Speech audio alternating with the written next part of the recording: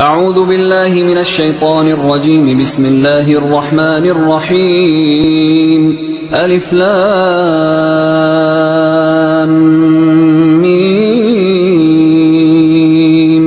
ذلك الكتاب لا ريب فيه هدى للمتقين الذين يؤمنون بالغيب ويقيمون الصلاة ومما رزقناهم ينفقون والذين يؤمنون بما أنزل إليك وما أنزل من قبلك وبالآخرة هم يوقنون أولئك على هدى من ربهم وأولئك هم المفلحون. إن الذين كفروا سواء عليهم أأنذرتهم أم لم تنذرهم لا يؤمنون. ختم الله على قلوبهم وعلى سمعهم وعلى أبصارهم غشاوة ولهم عذاب عظيم. ومن الناس من يقول آمنا بالله وباليوم الآخر وما هم بمؤمنين يخادعون الله والذين آمنوا وما يخدعون إلا أنفسهم وما يشعرون. في قلوبهم مرض فزادهم الله مرضا ولهم عذاب أليم بما كانوا يكذبون. وإذا قيل لهم لا تفسدوا في الأرض قالوا إنما نحن مصلحون ألا إنهم هم المفسدون ولكن لا يشعرون. وإذا قيل لهم آمنوا كما آمن الناس قالوا أنؤمن كما آمن السفهاء ألا إنهم هم السفهاء ولكن لا يعلمون. وإذا لقوا الذين آمنوا قالوا آمنا وإذا خلوا إلى شياطينهم قالوا إنا معكم إنما نحن مستهزئون. الله يستهزئ بهم ويمدهم في طغيانهم يعمهون. أولئك الذين اشتروا الضلالة بالهدى فما ربحت تجارتهم وما كانوا مهتدين. مثلهم كمثل الذي استوقد نارا فلما أضاءت ما حوله ذهب الله بنورهم وتركهم في ظلمات لا يبصرون. صم بكم عمي فهم لا يرجعون. أو كصيب من السماء فيه ظلمات ورعد وبرق يجعلون أصابعهم في آذانهم من الصواعق حذر الموت والله محيط بالكافرين. يكاد البرق يخطف أبصارهم كلما أضاء لهم مشوا فيه وإذا أظلم عليهم قاموا ولو شاء الله لذهب بسمعهم وأبصارهم إن الله على كل شيء قدير. يا أيها الناس اعبدوا ربكم الذي خلقكم والذين من قبلكم لعلكم تتقون. الذي جعل لكم الأرض فراشا والسماء بناء وأنزل من السماء ماء فأخرج به من الثمرات رزقا لكم فلا تجعلوا لله أندادا وأنتم تعلمون. وإن كنتم في ريب مما نزلنا على عبدنا فأتوا بسورة من مثله وادعوا شهداءكم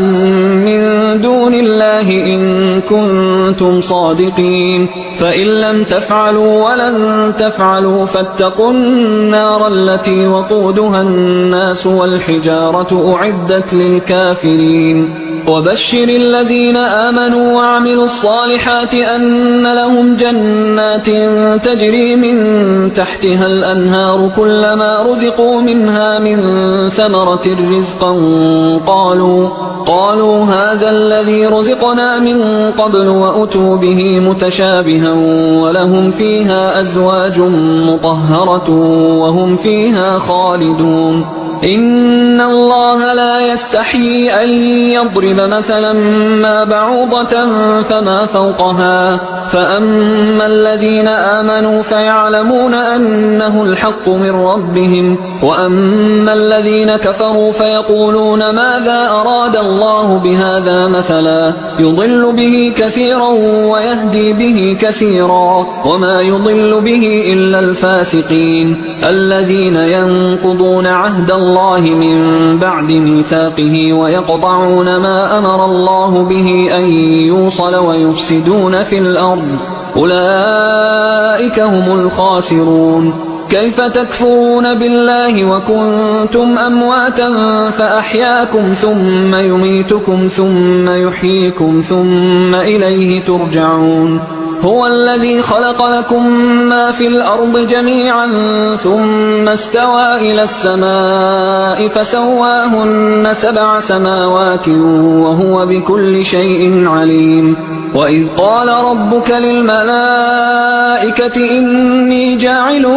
في الأرض خليفة قالوا أتجعل فيها من يفسد فيها ويسفك الدماء ونحن نسبح بحمدك ونقدس لك قال إني أعلم ما لا تعلمون وعلم آدم الأسماء كلها ثم عرضهم على الملائكة فقال أنبئوني بأسماء هؤلاء إن كنتم صادقين قالوا سبحانك لا علم لنا إلا ما علمتنا إنك أنت العليم الحكيم قال يا آدم أنبئهم بأسمائهم فلما أنبأهم بأسمائهم قال ألم أقل لكم إني أعلم غيب السماوات والأرض وأعلم ما تبدون وما كنتم تكتمون وإذ قلنا للملائكة اسجدوا لآدم فسجدوا إلا إبليس أبى واستكبر وكان من الكافرين وقلنا يا آدم اسكن أنت وزوجك الجنة وكلا منها رغدا حيث شئتما ولا تقربا هذه الشجرة فتكونا من الظالمين فأزلهما الشيطان عنها فأخرجهما مما كانا فيه وقلنا اهبطوا بعضكم لبعض عدو ولكم في الأرض مستقر ومتاع إلى حين فتلقى آدم من ربه كلمات فتاب عليه إنه هو التواب الرحيم قلنا اهبطوا منها جميعا فإما يأتينكم مني هدى فمن تبع هداي فلا خوف عليهم ولا هم يحزنون والذين كفروا وكذبوا بآياتنا أولئك أصحاب النار هم فيها خالدون يا بني إسرائيل اذكروا نعمتي التي أنعمت عليكم وأوفوا بعهدي أوف بعهدكم وإياي فارهبون وآمنوا بما أنزلت مصدقا لما معكم ولا تكونوا أول كافر به ولا تشتروا بآياتي ثمنا قليلا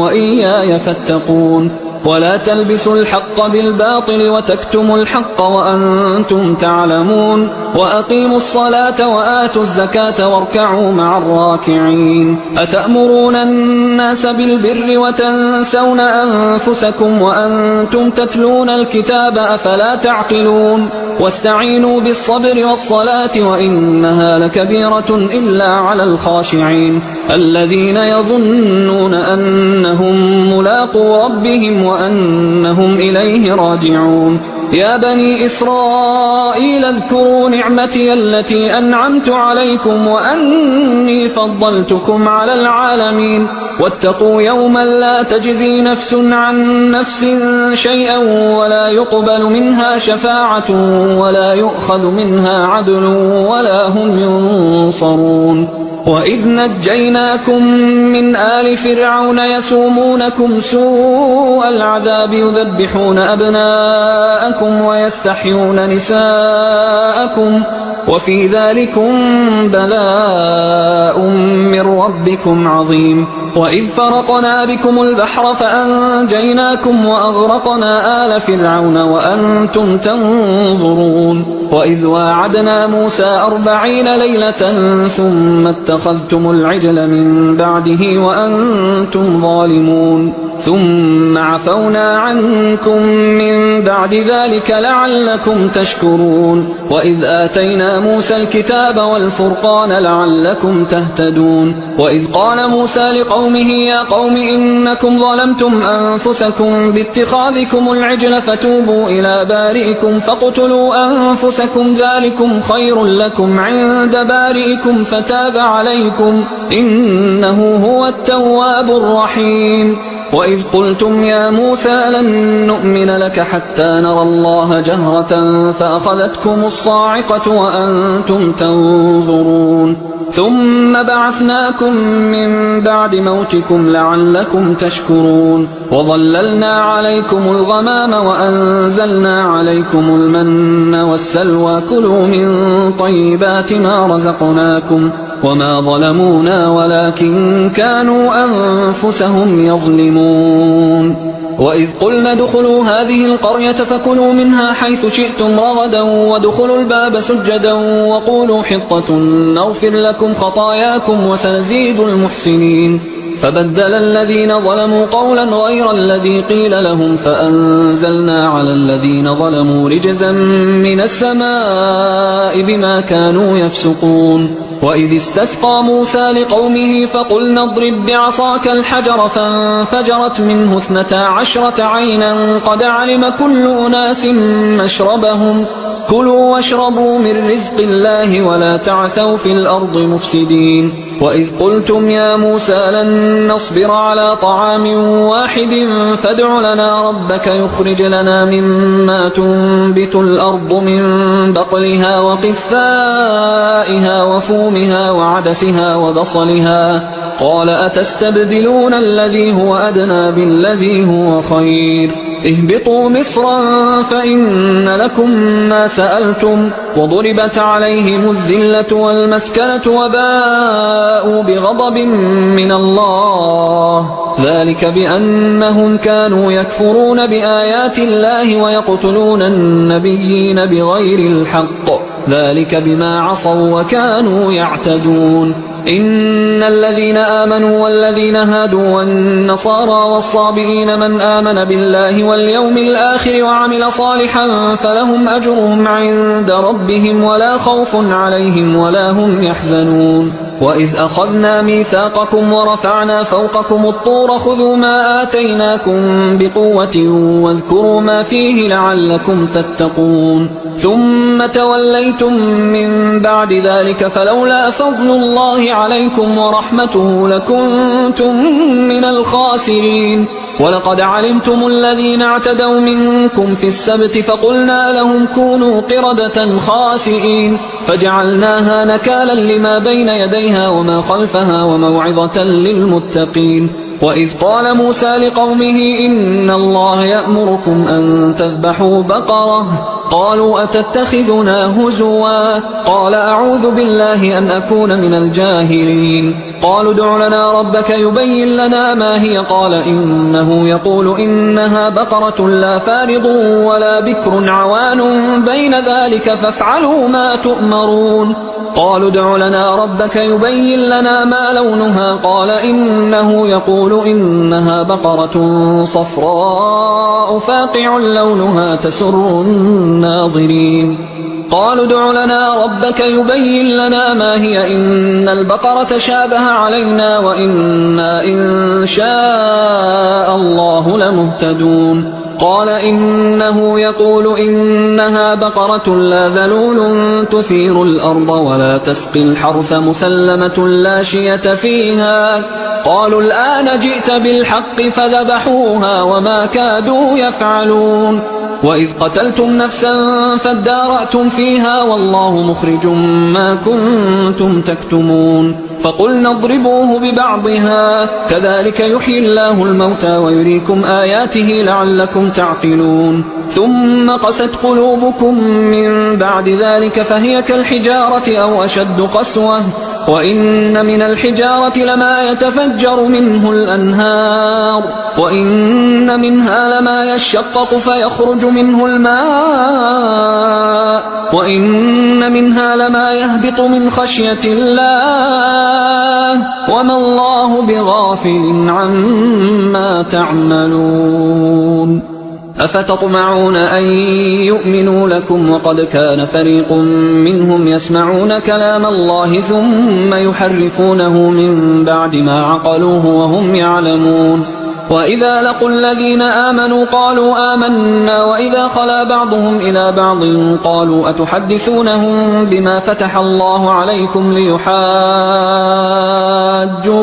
به عند ربكم أفلا تعقلون أولا يعلمون أن الله يعلم ما يسرون وما يعلنون ومنهم أميون لا يعلمون الكتاب إلا أماني وإنهم إلا يظنون فويل للذين يكتبون الكتاب بأيديهم ثم يقولون هذا من عند الله ليشتروا به ثمنا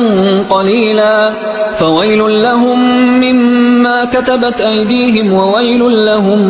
مما يكسبون وقالوا لن تمسنا النار إلا أياما معدودة قل أتخذتم عند الله عهدا فلن يخلف الله عهده أم تقولون على الله ما لا تعلمون بلى من كسب سيئة وأحاطت به خطيئته فأولئك أصحاب النار هم فيها خالدون والذين آمنوا وعملوا الصالحات أولئك أصحاب الجنة هم فيها خالدون وإذ أخذنا ميثاق بني إسرائيل لا تعبدون إلا الله وبالوالدين إحسانا وذي القربى واليتامى والمساكين وقولوا للناس حسنا وأقيموا الصلاة وآتوا الزكاة ثم توليتم إلا قليلا منكم وأنتم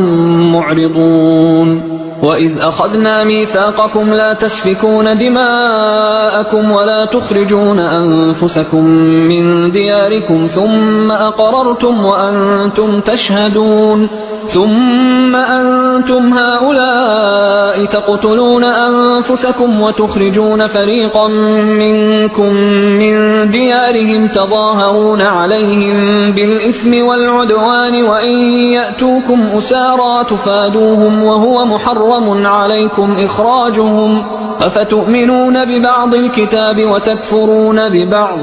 فما جزاء من يفعل ذلك منكم إلا خزي في الحياة الدنيا ويوم القيامة يردون إلى أشد العذاب وما الله بغافل عما تعملون أولئك الذين اشتروا الحياة الدنيا بالآخرة فلا يخفف عنهم العذاب ولا هم ينصرون ولقد آتينا موسى الكتاب وقفينا من بعده بالرسل وآتينا عيسى ابن مريم البينات وأيدناه بروح القدس أفكلما جاءكم رسول بما لا تهوى أنفسكم استكبرتم ففريقا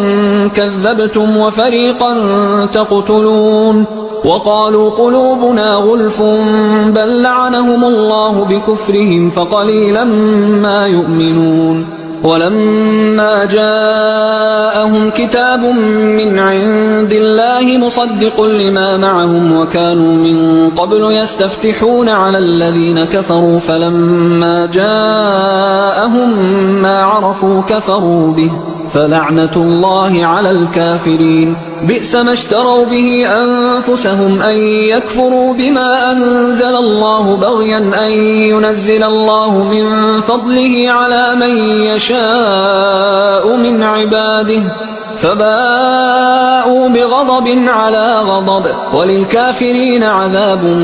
مهين. وإذا قيل لهم آمنوا بما أنزل الله قالوا نؤمن بما أنزل علينا ويكفرون بما وراءه وهو الحق مصدقا لما معهم. قل فلم تقتلون أنبياء الله من قبل إن كنتم مؤمنين؟ ولقد جاءكم موسى بالبينات ثم اتخذتم العجل من بعده وأنتم ظالمون. وإذ أخذنا ميثاقكم ورفعنا فوقكم الطور خذوا ما آتيناكم بقوة واسمعوا قالوا سمعنا وعصينا وأشربوا في قلوبهم العجل بكفرهم. قل بئس ما يأمركم به إيمانكم إن كنتم مؤمنين. قل إن كانت لكم الدار الآخرة عند الله خالصة من دون الناس فتمنوا الموت إن كنتم صادقين ولن يتمنوه أبدا بما قدمت أيديهم والله عليم بالظالمين. ولتجدنهم أحرص الناس على حياة ومن الذين أشركوا يود أحدهم لو يعمر 1000 سنة وما هو بمزحزحه من العذاب أن يعمر والله بصير بما يعملون. قل من كان عدوا لجبريل فإنه نزله على قلبك بإذن الله مصدقا لما بين يديه وهدى وبشرى للمؤمنين. من كان عدوا لله وملائكته ورسله وجبريل وميكال فإن الله عدو للكافرين. ولقد أنزلنا إليك آيات بينات وما يكفر بها إلا الفاسقون. أوكلما عاهدوا عهدا نبذه فريق منهم بل أكثرهم لا يؤمنون. ولما جاءهم رسول من عند الله مصدق لما معهم نبذ فريق من الذين أوتوا الكتاب كتاب الله وراء ظهورهم كأنهم لا يعلمون. واتبعوا ما تتلو الشياطين على ملك سليمان وما كفر سليمان ولكن الشياطين كفروا يعلمون الناس السحر وما أنزل على الملكين ببابل هاروت وماروت وما يعلمان من أحد حتى يقولا إنما نحن فتنة فلا تكفر فيتعلمون منهما ما يفرقون به بين المرء وزوجه وما هم بضارين به من أحد إلا بإذن الله ويتعلمون ما يضرهم ولا ينفعهم ولقد علموا لمن اشتراه ما له في الآخرة من خلاق ولبئس ما شروا به أنفسهم لو كانوا يعلمون. ولو أنهم آمنوا واتقوا لمثوبة من عند الله خير لو كانوا يعلمون. يا أيها الذين آمنوا لا تقولوا راعنا وقولوا انظرنا واسمعوا وللكافرين عذاب أليم. ما يود الذين كفروا من أهل الكتاب ولا المشركين أن ينزل عليكم من خير من ربكم والله يختص برحمته من يشاء والله ذو الفضل العظيم. ما ننسخ من آية أو ننسها نأت بخير منها أو مثلها. ألم تعلم أن الله على كل شيء قدير؟ ألم تعلم أن الله له ملك السماوات والأرض وما لكم من دون الله من ولي ولا نصير أم تريدون أن تسألوا رسولكم كما سئل موسى من قبل ومن يتبدل الكفر بالإيمان فقد ضل سواء السبيل ود كثير من أهل الكتاب لو يردونكم من بعد إيمانكم كفارا حسدا من عند أنفسهم من بعد ما تبين لهم الحق فاعفوا واصفحوا حتى يأتي الله بأمره إن الله على كل شيء قدير وأقيموا الصلاة وآتوا الزكاة وما تقدموا لأنفسكم من خير تجدوه عند الله إن الله بما تعملون بصير وقالوا لن يدخل الجنة إلا من كان هودا أو نصارى تلك أمانيهم قل هاتوا برهانكم إن كنتم صادقين بلى من أسلم وجهه لله وهو محسن فله أجره عند ربه ولا خوف عليهم ولا هم يحزنون وقالت اليهود ليست النصارى على شيء وقالت النصارى ليست اليهود على شيء وهم يتلون الكتاب كذلك قال الذين لا يعلمون مثل قولهم فالله يحكم بينهم يوم القيامة فيما كانوا فيه يختلفون ومن أظلم ممن منع مساجد الله أن يذكر فيها اسمه وسعى في خرابها أولئك ما كان لهم أن يدخلوها إلا خائفين لهم في الدنيا خزي ولهم في الآخرة عذاب عظيم ولله المشرق والمغرب فأينما تولوا فثم وجه الله إن الله واسع عليم وقالوا اتخذ الله ولدا سبحانه بل له ما في السماوات والأرض كل له قانتون بديع السماوات والأرض وإذا قضى أمرا فإنما يقول له كن فيكون وقال الذين لا يعلمون لولا يكلمنا الله أو تأتينا آية كذلك قال الذين من قبلهم مثل قولهم تشابهت قلوبهم قد بينا الآيات لقوم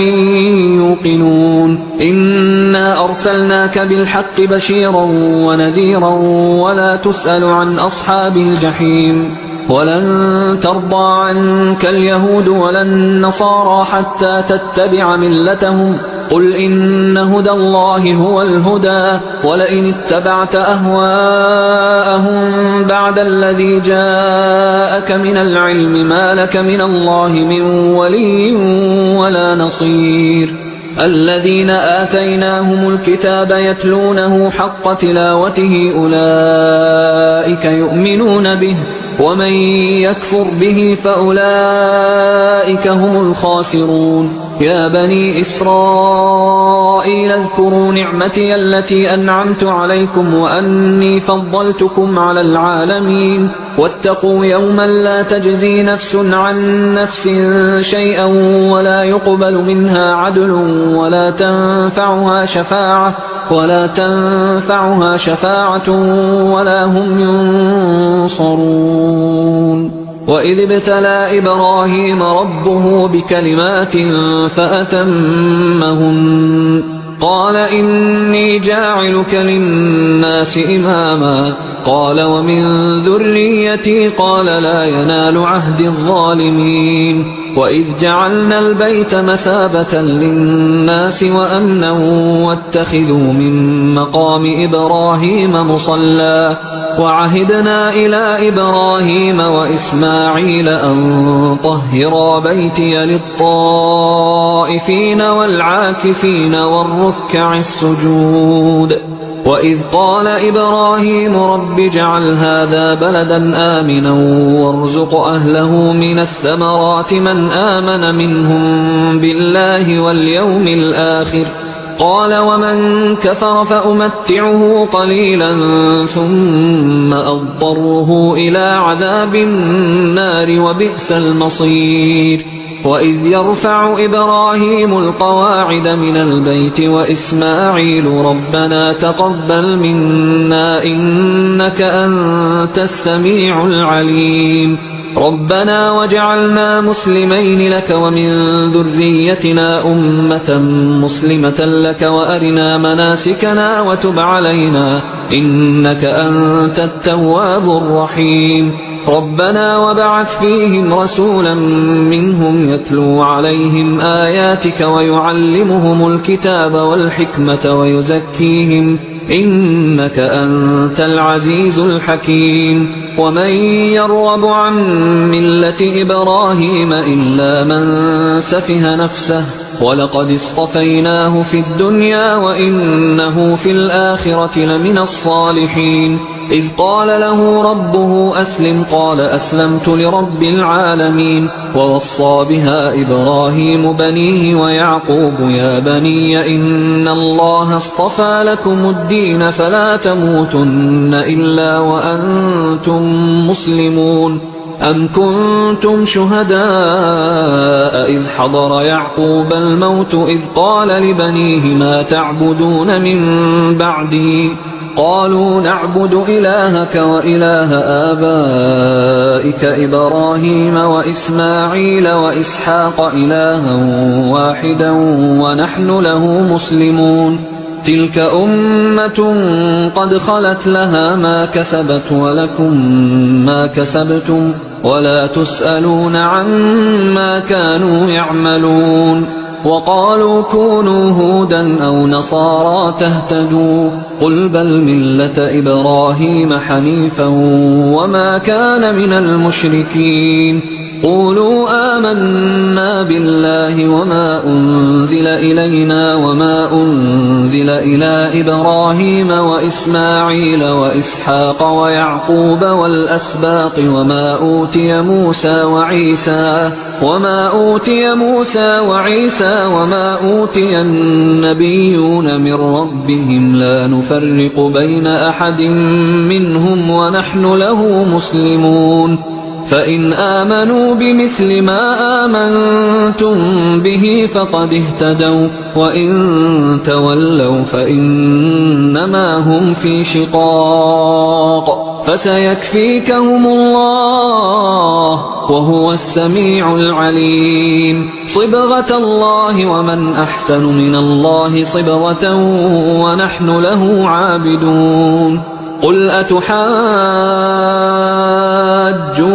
في الله وهو ربنا وربكم ولنا أعمالنا ولكم أعمالكم ونحن له مخلصون أم تقولون إن إبراهيم وإسماعيل وإسحاق ويعقوب والأسباط كانوا هودا أو نصارى قل أأنتم أعلم أم الله ومن أظلم ممن كتم شهادة عنده من الله وما الله بغافل عما تعملون تلك أمة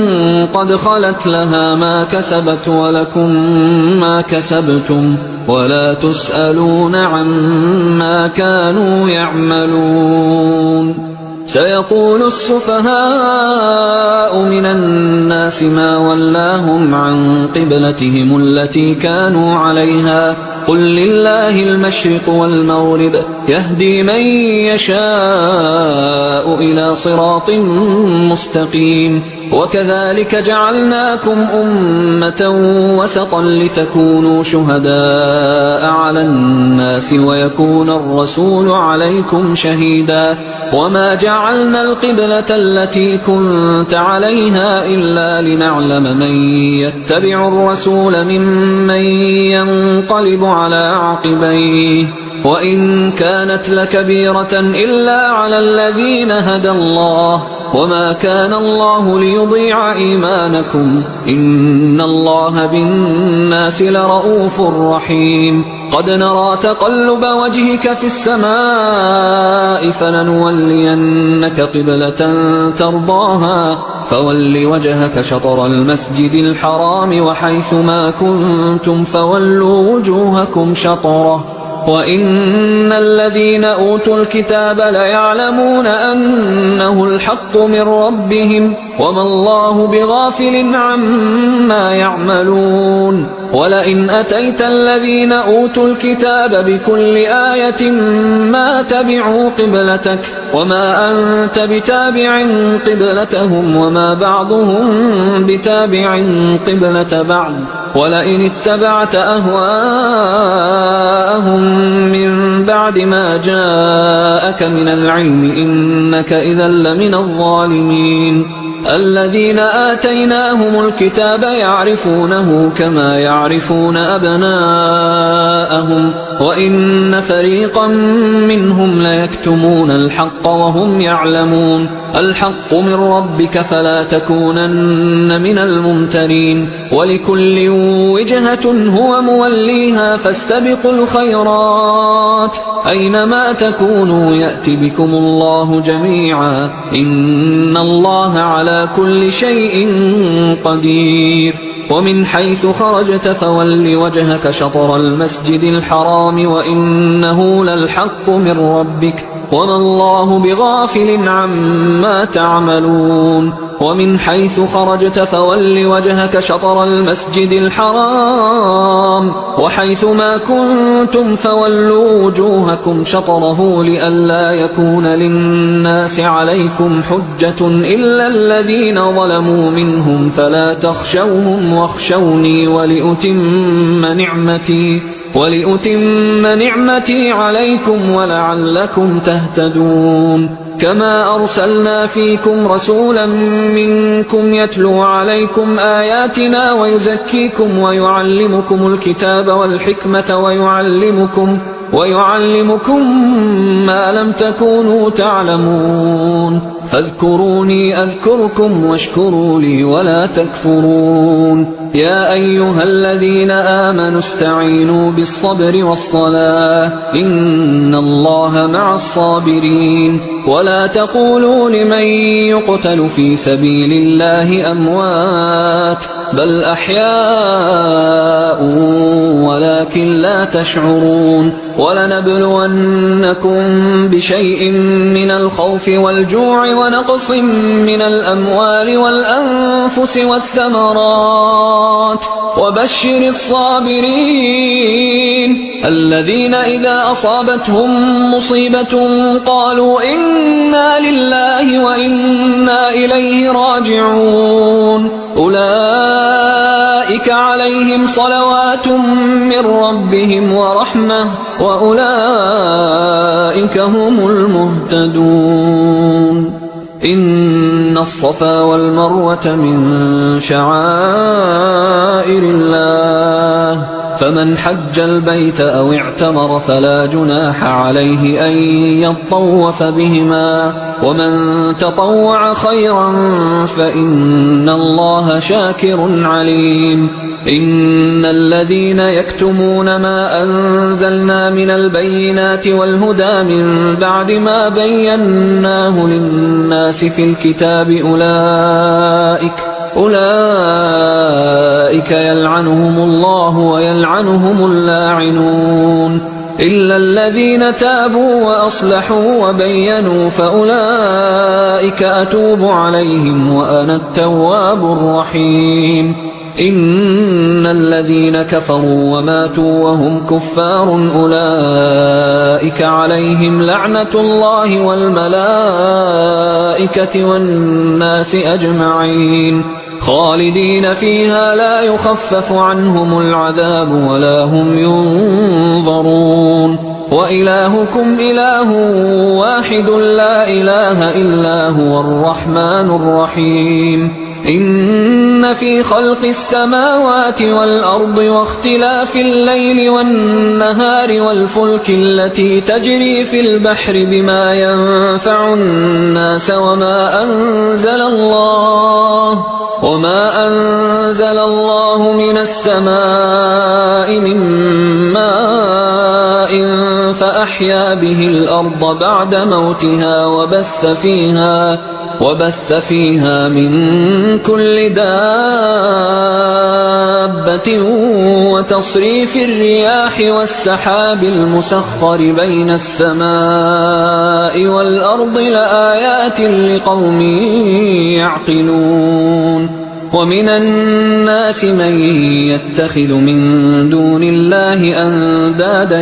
يحبونهم كحب الله والذين آمنوا أشد حبا لله ولو يرى الذين ظلموا إذ يرون العذاب أن القوة لله جميعا وأن الله شديد العذاب إذ تبرأ الذين اتبعوا من الذين اتبعوا ورأوا العذاب وتقطعت بهم الأسباب وقال الذين اتبعوا لو أن لنا كرة فنتبرأ منهم كما تبرأوا منا كذلك يريهم الله أعمالهم حسرات عليهم وما هم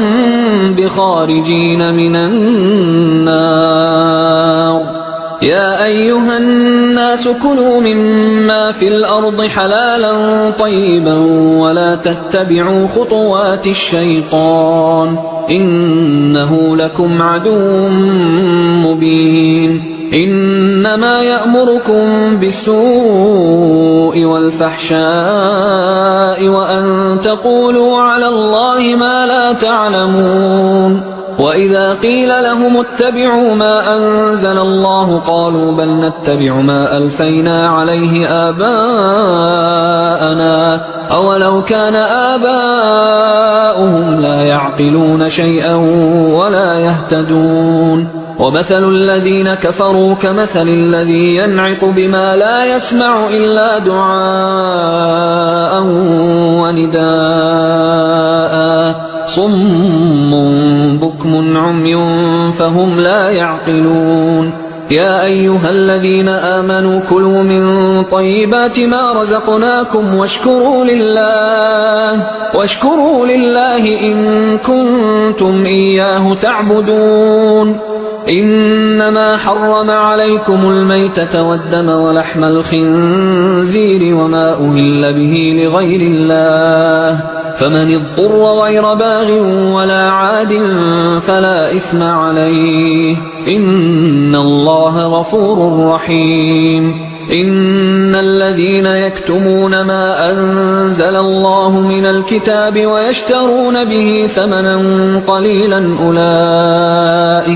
أولئك ما يأكلون في بطونهم إلا النار ولا يكلمهم الله يوم القيامة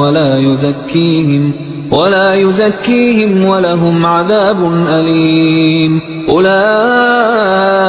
الذين اشتروا الضلالة بالهدى والعذاب بالمغفرة فما أصبرهم على النار ذلك بأن الله نزل الكتاب بالحق وإن الذين اختلفوا في الكتاب لفي شقاق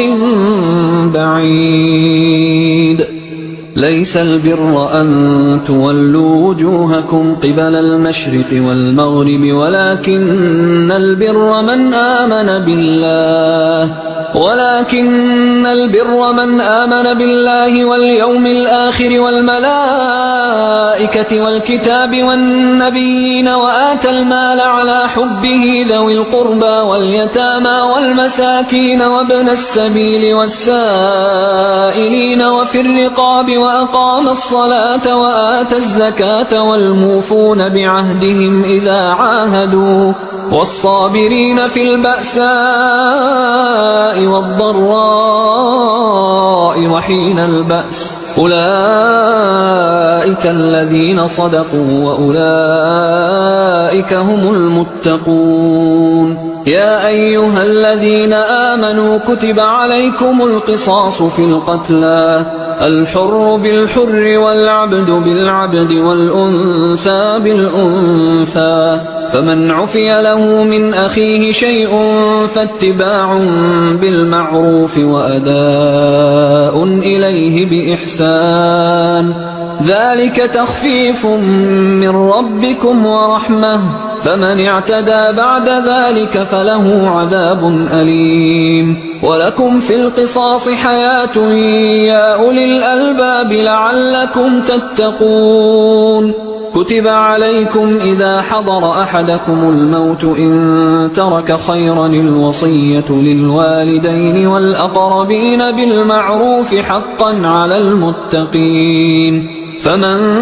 بدله بعدما سمعه فإنما إثمه على الذين يبدلونه إن الله سميع عليم فمن خاف من موص جنفا أو إثما فأصلح بينهم فلا إثم عليه إن الله غفور رحيم يا أيها الذين آمنوا كتب عليكم الصيام كما كتب على الذين من قبلكم لعلكم تتقون أياما معدودات فمن كان منكم مريضا أو على سفر فعدة من أيام أخر وعلى الذين يطيقونه فدية طعام مسكين فمن تطوع خيرا فهو خير له وأن تصوموا خير لكم إن كنتم تعلمون شهر رمضان الذي أنزل فيه القرآن هدى للناس وبينات من الهدى والفرقان فمن شهد منكم الشهر فليصم ومن كان مريضا أو على سفر فعدة من أيام أخر يريد الله بكم اليسر ولا يريد بكم العسر ولتكملوا العدة ولتكبروا الله على ما هداكم ولعلكم تشكرون وإذا سألك عبادي عني فإني قريب أجيب دعوة الداع إذا دعان فليستجيبوا لي وليؤمنوا بي لعلهم يرشدون أحل لكم ليلة الصيام الرفث إلى نسائكم هن لباس لكم وأنتم لباس لهن علم الله أنكم كنتم تختانون أنفسكم فتاب عليكم وعفى عنكم فالآن باشروهن وابتغوا ما كتب الله لكم وكلوا واشربوا حتى يتبين لكم الخيط الأبيض من الخيط الأسود من الفجر ثم أتموا الصيام إلى الليل ولا تباشروهن وأنتم عاكفون في المساجد تلك حدود الله فلا تقربوها كذلك يبين الله آياته للناس لعلهم يتقون ولا تأكلوا أموالكم بينكم بالباطل وتدلوا بها إلى الحكام لتأكلوا فريقا من أموال الناس بالإثم وأنتم تعلمون يسألونك عن الأهلة قل هي مواقيت للناس والحج وليس البر بأن تأتوا البيوت من ظهورها ولكن البر من اتقى وأتوا البيوت من أبوابها واتقوا الله لعلكم تفلحون وقاتلوا في سبيل الله الذين يقاتلونكم ولا تعتدوا إن الله لا يحب المعتدين وقتلوهم حيث ثقفتموهم وأخرجوهم من حيث أخرجوكم والفتنة أشد من القتل ولا تقاتلوهم عند المسجد الحرام حتى يقاتلوكم فيه فإن قاتلوكم فاقتلوهم كذلك جزاء الكافرين فإن انتهوا فإن الله غفور رحيم وقاتلوهم حتى لا تكون فتنة ويكون الدين لله فإن انتهوا فلا عدوان إلا على الظالمين الشهر الحرام بالشهر الحرام والحرمات قصاص فمن اعتدى عليكم فاعتدوا عليه بمثل ما اعتدى عليكم واتقوا الله واعلموا أن الله مع المتقين وأنفقوا في سبيل الله ولا تلقوا بأيديكم إلى التهلكة وأحسنوا إن الله يحب المحسنين وأتموا الحج والعمرة لله فإن أحصرتم فما استيسر من الهدي ولا تحلقوا رؤوسكم حتى يبلغ الهدي محله فمن كان منكم مريضا أو به أذى من رأسه ففدية من صيام أو صدقة أو نسك فإذا أمنتم فمن تمتع بالعمرة إلى الحج فما استيسر من الهدي، فمن لم يجد فصيام 3 أيام في الحج و7 إذا رجعتم، تلك 10 كاملة، ذلك لمن لم يكن أهله حاضر المسجد الحرام. واتقوا الله واعلموا أن الله شديد العقاب. الحج أشهر معلومات، فمن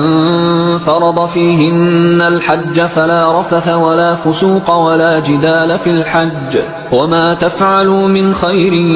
يعلمه الله، وتزودوا فإن خير الزاد التقوى، واتقون يا أولي الألباب. ليس عليكم جناح أن تبتغوا فضلا من ربكم، فإذا أفضتم من عرفات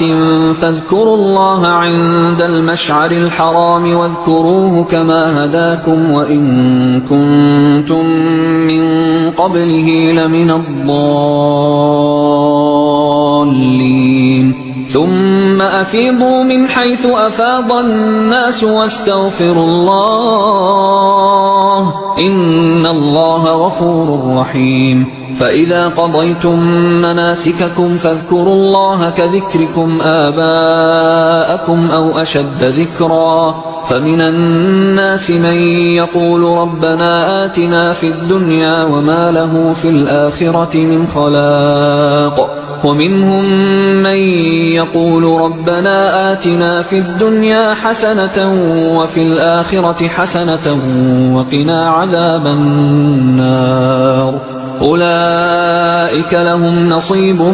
مما كسبوا والله سريع الحساب. واذكروا الله في أيام معدودات، فمن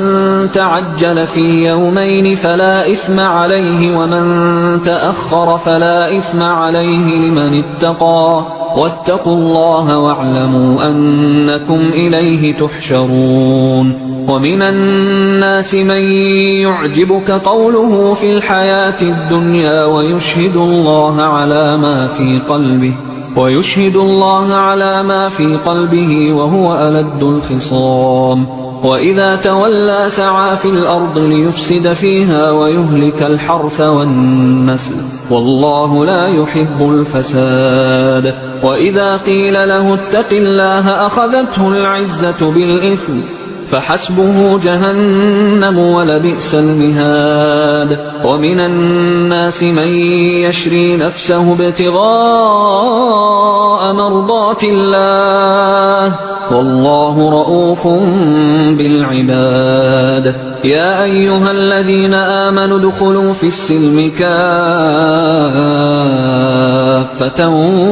ولا تتبعوا خطوات الشيطان، إنه لكم عدو مبين. فإن زللتم من بعد ما جاءتكم البينات فاعلموا أن الله عزيز حكيم. هل ينظرون إلا أن يأتيهم الله في ظلل من الغمام والملائكة وقضي الأمر، وإلى الله ترجع الأمور. سل بني إسرائيل كم آتيناهم من آية بينة، ومن يبدل نعمة الله من بعد ما جاءته فإن الله شديد العقاب. زين للذين كفروا الحياة الدنيا ويسخرون من الذين آمنوا، والذين اتقوا فوقهم يوم القيامة، والله يرزق من يشاء بغير حساب. كان الناس أمة واحدة فبعث الله النبيين مبشرين ومنذرين وأنزل معهم الكتاب بالحق ليحكم بين الناس فيما اختلفوا فيه، وما اختلف فيه إلا الذين أوتوه من بعد ما جاءتهم البينات بغيا بينهم، فهدى الله الذين آمنوا لما اختلفوا فيه من الحق بإذنه والله يهدي من يشاء إلى صراط مستقيم. أم حسبتم أن تدخلوا الجنة ولما يأتكم مثل الذين خلوا من قبلكم مستهم البأساء والضراء وزلزلوا حتى يقول الرسول والذين آمنوا معه متى نصر الله ألا إن نصر الله قريب. يسألونك ماذا ينفقون قل ما أنفقتم من خير فللوالدين والأقربين واليتامى والمساكين وابن السبيل وما تفعلوا من خير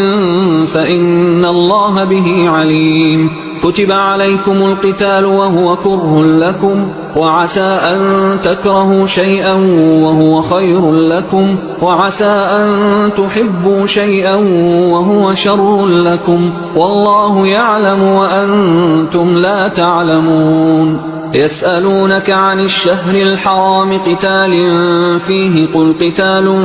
فيه كبير وصد عن سبيل الله وكفر به والمسجد الحرام وإخراج أهله منه أكبر عند الله والفتنة أكبر من القتل ولا يزالون يقاتلونكم حتى يردوكم عن دينكم إن استطاعوا ومن يرتدد منكم عن دينه فيمت وهو كافر فأولئك حبطت أعمالهم في الدنيا والآخرة وأولئك أصحاب النار هم فيها خالدون. إن الذين آمنوا والذين هاجروا وجاهدوا في سبيل الله أولئك يرجون رحمة الله والله غفور رحيم. يسألونك عن الخمر والميسر قل فيهما إثم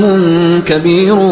ومنافع للناس وإثمهما أكبر من نفعهما ويسألونك ماذا ينفقون قل العفو كذلك يبين الله لكم الآيات لعلكم تتفكرون في الدنيا والآخرة. ويسألونك عن اليتامى قل إصلاح لهم خير وإن تخالطوهم فإخوانكم والله يعلم المفسد من المصلح ولو شاء الله لأعنتكم إن الله عزيز حكيم. ولا تنكحوا المشركات حتى يؤمن ولأمة مؤمنة خير من مشركة ولو أعجبتكم ولا تنكحوا المشركين حتى يؤمنوا ولعبد مؤمن خير من مشرك ولو أعجبكم أولئك يدعون إلى النار والله يدعو إلى الجنة والمغفرة بإذنه ويبين آياته للناس لعلهم يتذكرون. ويسألونك عن المحيض قل هو أذى فاعتزلوا النساء في المحيض ولا تقربوهن حتى يطهرن فإذا تطهرن فأتوهن من حيث أمركم الله إن الله يحب التوابين ويحب المتطهرين. نساؤكم حرث لكم فأتوا حرثكم أنى شئتم وقدموا لأنفسكم واتقوا الله واعلموا أنكم ملاقوه وبشر المؤمنين. ولا تجعلوا الله عرضة لأيمانكم أن تبروا وتتقوا وتصلحوا بين الناس والله سميع عليم. لا يؤاخذكم الله باللغو في أيمانكم ولكن يؤاخذكم بما كسبت قلوبكم والله غفور حليم. للذين يؤلون من نسائهم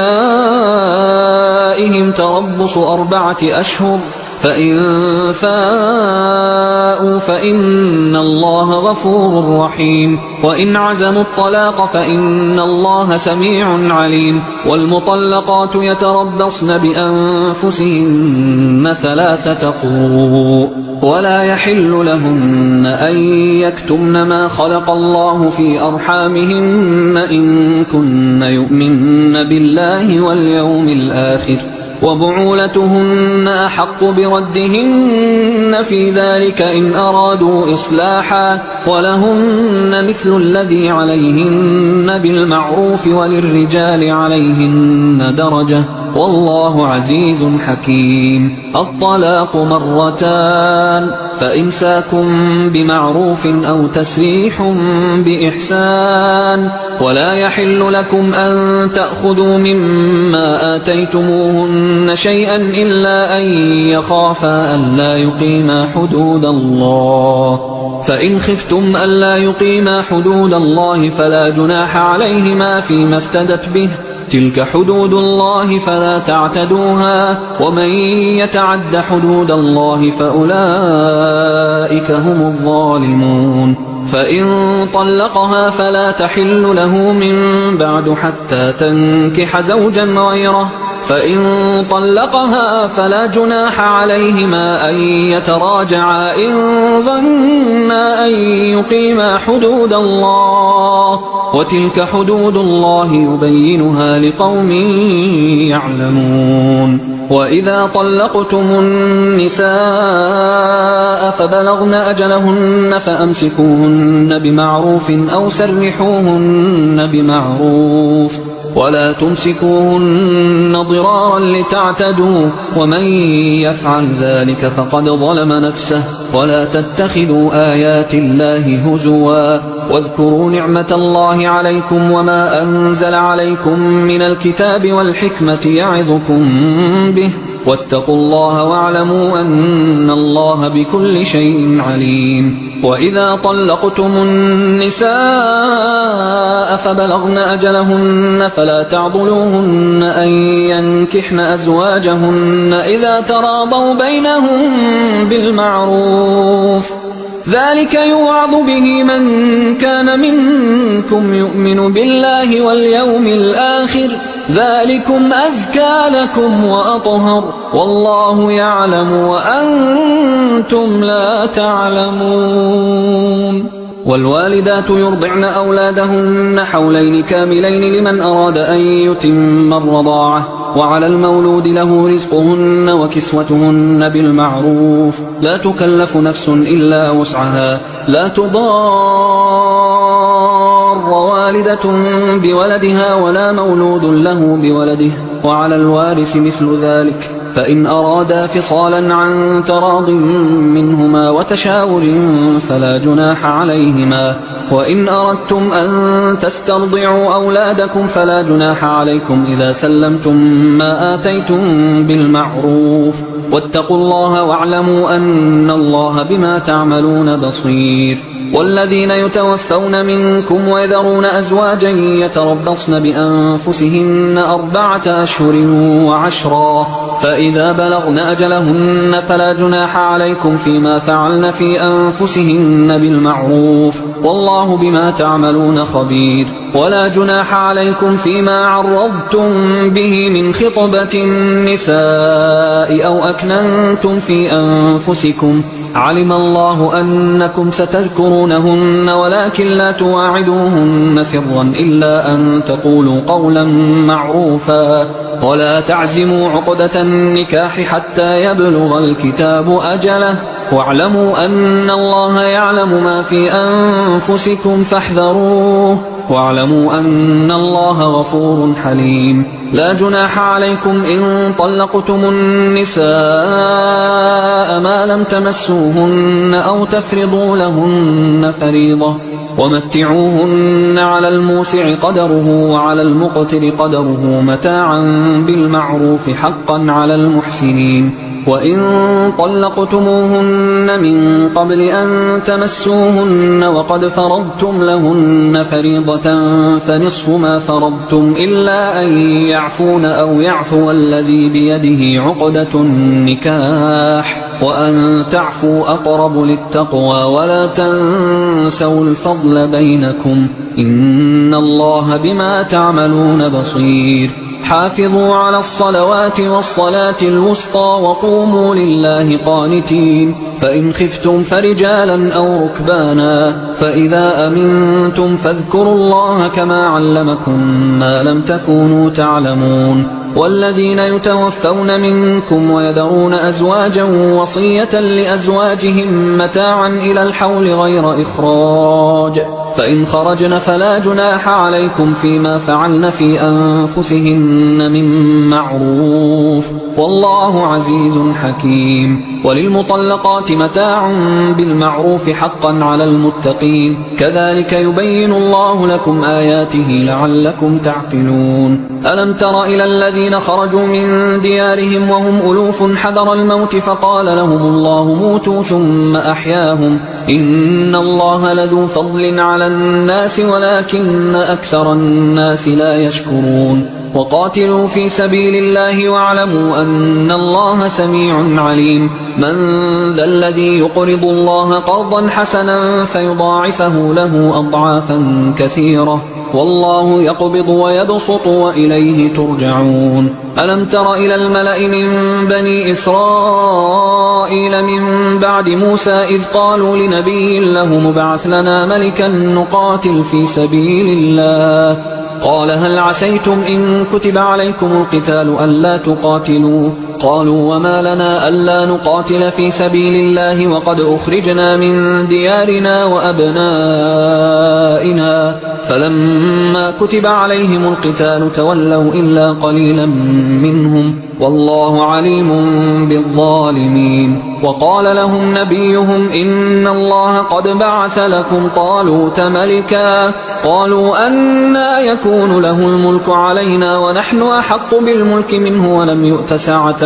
من المال قال إن الله اصطفاه عليكم وزاده بسطة في العلم والجسم والله يؤتي ملكه من يشاء والله واسع عليم وقال لهم نبيهم إن آية ملكه أن يأتيكم التابوت فيه سكينة من ربكم وبقية مما ترك آل موسى وآل هارون تحمله الملائكة إن في ذلك لآية لكم إن كنتم مؤمنين فلما فصل طالوت بالجنود قال إن الله مبتليكم بنهر فمن شرب منه فليس مني ومن لم يطعمه فإنه مني إلا من اغترف غرفة بيده فشربوا منه إلا قليلا منهم فلما جاوزه هو والذين آمنوا معه قالوا لا طاقة لنا اليوم بجالوت وجنوده قال الذين يظنون أنهم ملاقوا الله كم من فئة قليلة غلبت فئة كثيرة بإذن الله والله مع الصابرين ولما برزوا لجالوت وجنوده قالوا ربنا أفرغ علينا صبرا وثبت أقدامنا وانصرنا على القوم الكافرين فهزموهم بإذن الله وقتل داود جالوت وآتاه الله الملك والحكمة وعلمه مما يشاء ولولا دفع الله الناس بعضهم ببعض لفسدت الأرض ولكن الله ذو فضل على العالمين تلك آيات الله نتلوها عليك بالحق وإنك لمن المرسلين تلك الرسل فضلنا بعضهم على بعض منهم من كلم الله ورفع بعضهم درجات وآتينا عيسى ابن مريم البينات وأيدناه بروح القدس ولو شاء الله ما اقتتل الذين من بعدهم من بعد ما جاءتهم البينات ولكن اختلفوا فمنهم من آمن ومنهم من كفر ولو شاء الله ما اقتتلوا ولكن الله يفعل ما يريد يا أيها الذين آمنوا أنفقوا مما رزقناكم من قبل أن يأتي يوم لا بيع فيه ولا خلة ولا شفاعة والكافرون هم الظالمون الله لا إله إلا هو الحي القيوم لا تأخذه سنة ولا نوم له ما في السماوات وما في الأرض من ذا الذي يشفع عنده إلا بإذنه يعلم ما بين أيديهم وما خلفهم ولا يحيطون بشيء من علمه إلا بما شاء وسع كرسيه السماوات والأرض ولا يؤوده حفظهما وهو العلي العظيم لا إكراه في الدين قد تبين الرشد من الغي فمن يكفر بالطاغوت ويؤمن بالله فقد استمسك بالعروة الوثقى لا انفصام لها والله سميع عليم الله ولي الذين آمنوا يخرجهم من الظلمات إلى النور والذين كفروا أولياؤهم الطاغوت يخرجونهم من النور إلى الظلمات أولئك أصحاب النار هم فيها خالدون ألم تر إلى الذي حاج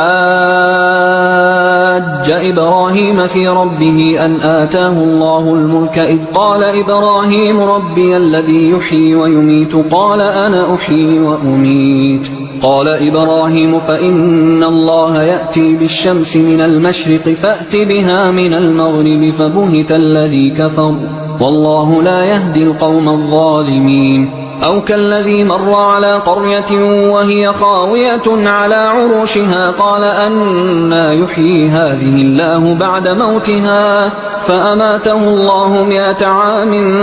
ثم بعثه قال كم لبثت قال لبثت يوما أو بعض يوم قال بل لبثت 100 عام فانظر إلى طعامك وشرابك لم يتسنه وانظر إلى حمارك ولنجعلك آية للناس وانظر إلى العظام كيف ننشزها ثم نكسوها لحما فلما تبين له قال أعلم أن الله على كل شيء قدير وإذ قال إبراهيم رب أرني كيف تحيي الموتى قال أولم تؤمن قال بلى ولكن ليطمئن قلبي قال فخذ 4 من الطير فصرهن إليك ثم اجعل على كل جبل منهن جزءا ثم ادعهن يأتينك سعيا واعلم أن الله عزيز حكيم مثل الذين ينفقون أموالهم في سبيل الله كمثل حبة أنبتت 7 سنابل في كل سنبلة 100 حبة والله يضاعف لمن يشاء والله واسع عليم الذين ينفقون أموالهم في سبيل الله ثم لا يتبعون ما أنفقوا منا ولا أذى لهم أجرهم عند ربهم ولا خوف عليهم ولا هم يحزنون قول معروف ومغفرة خير من صدقة يتبعها أذى والله غني حليم يا أيها الذين آمنوا لا تبطلوا صدقاتكم بالمن والأذى كالذي ينفق ماله رئاء الناس ولا يؤمن بالله واليوم الآخر فمثله كمثل صفوان عليه تراب فأصابه وابل فتركه صلدا لا يقدرون على شيء مما كسبوا والله لا يهدي القوم الكافرين ومثل الذين ينفقون أموالهم ابتغاء مرضات الله وتثبيتا من أنفسهم كمثل جنة بربوة أصابها وابل فآتت أكلها ضعفين فإن لم يصبها وابل فطل والله بما تعملون بصير أيود أحدكم أن تكون له جنة من نخيل وأعناب تجري من تحتها الأنهار له فيها من كل الثمرات وأصابه الكبر وله ذرية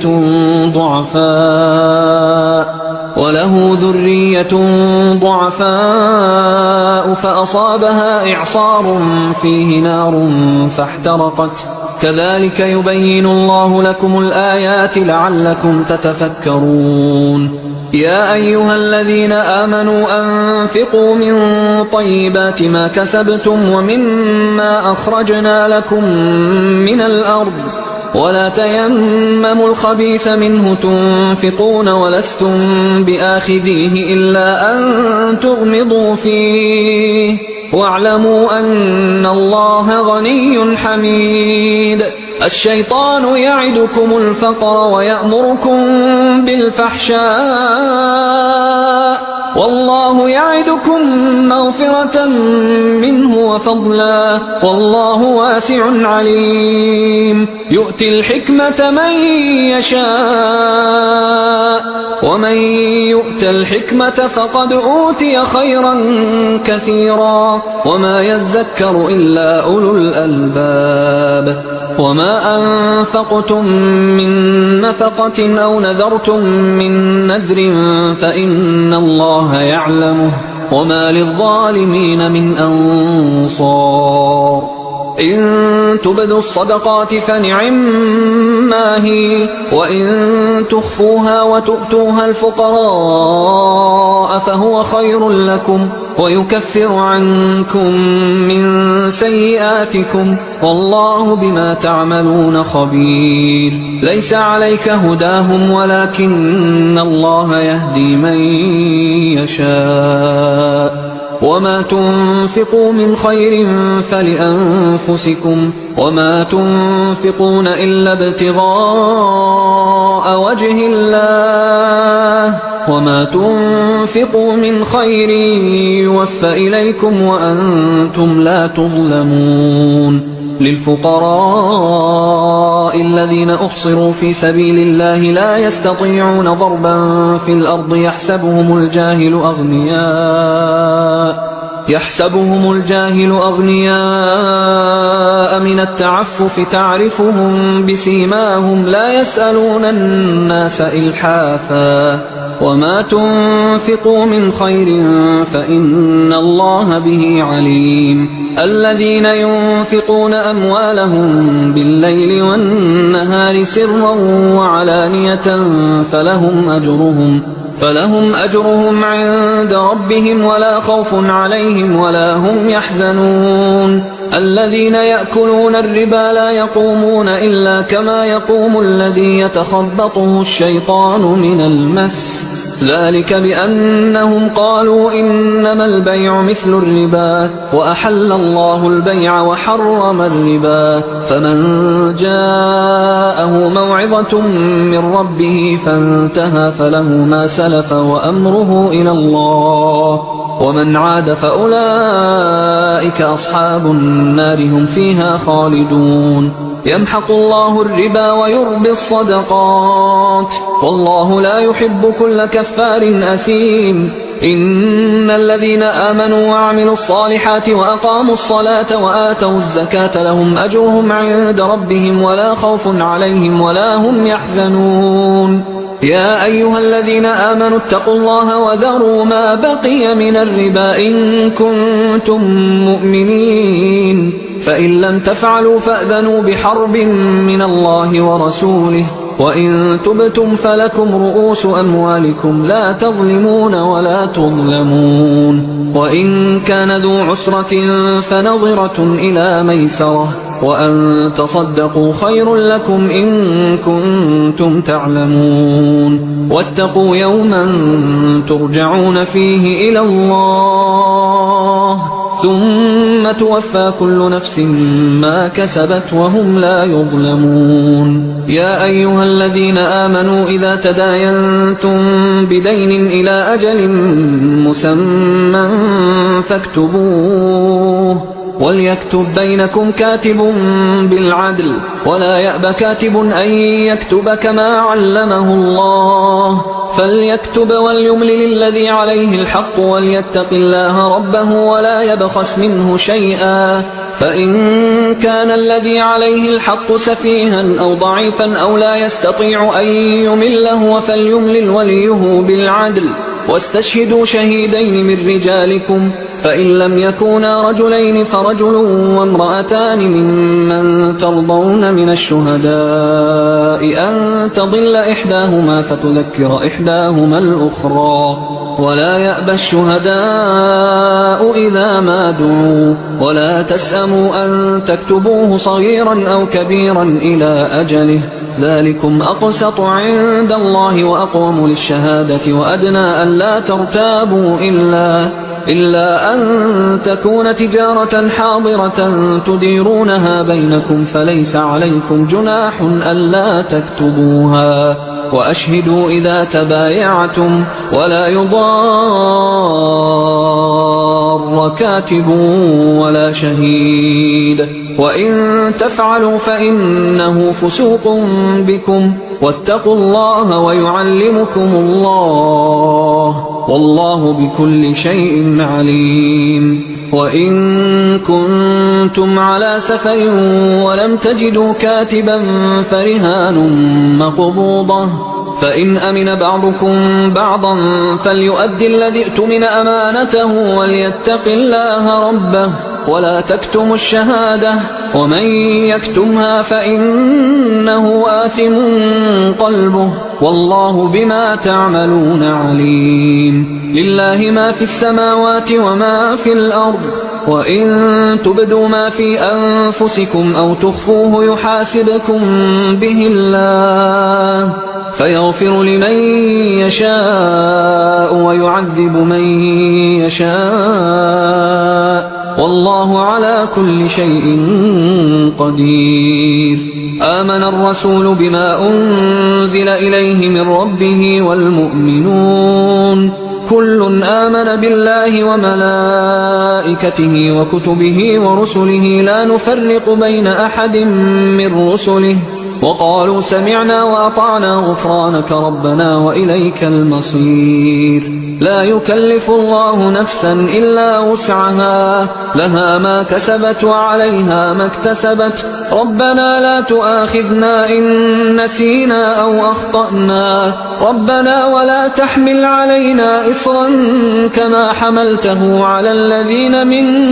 قبلنا ربنا ولا تحملنا ما لا طاقة لنا به واعف عنا واغفر لنا وارحمنا أنت مولانا فانصرنا على القوم الكافرين